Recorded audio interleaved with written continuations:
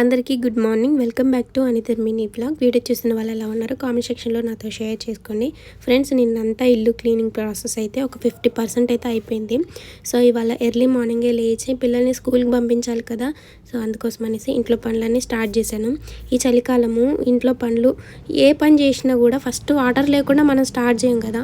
So వీటిని ముట్టుకోవాలంటేనే అస్సలు వల్ల కావట్లేదు. వాటి నుంచి మా మూనుగాడికి FA3 ఎగ్జామ్స్ అనమాట. స్కూల్ దగ్గరికి వెళ్ళి హాల్ టికెట్ అయితే తీసుకొని రావాలి.